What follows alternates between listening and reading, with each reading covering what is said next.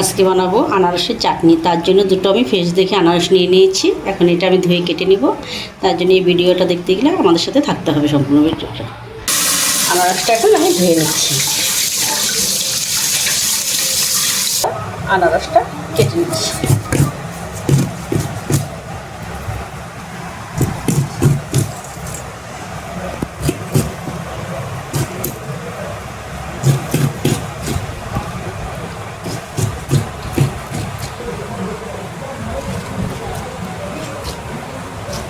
আনারসের চাটনির জন্য এরকম করে আমি আনারসটা কেটে নেব।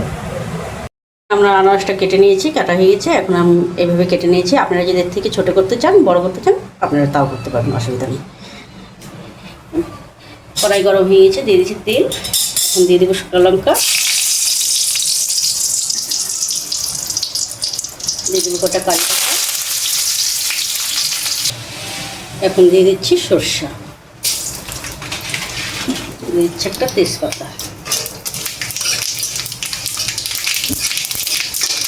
এখন দিয়ে দিচ্ছি কেটে রাখা আনারস।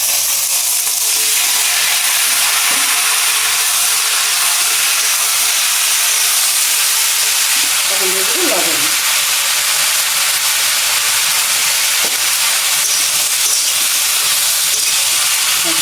ঢেকে দিব। এখন 5 মিনিট ঢেকে রাখবো। 5 মিনিট পরে ওঠাবো। আমাদের 5 মিনিট হয়ে গেছে। এখন ঢাকনাটা উঠিয়ে নিচ্ছি। এটা প্রায় সিদ্ধ হয়ে গেছে। এর মধ্যে আমি একটা মশলা বানিয়ে নিয়েছি।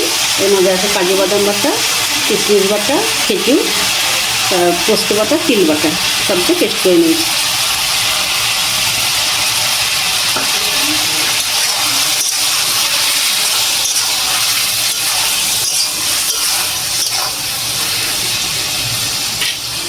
এখন দিয়ে দিচ্ছি কিছুটা চিনি।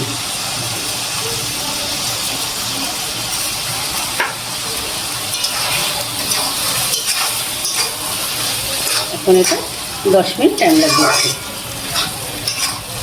আনারস চাটনি হয়ে গিয়েছে কমপ্লিট। এখন এটা আমরা নামিয়ে নিচ্ছি।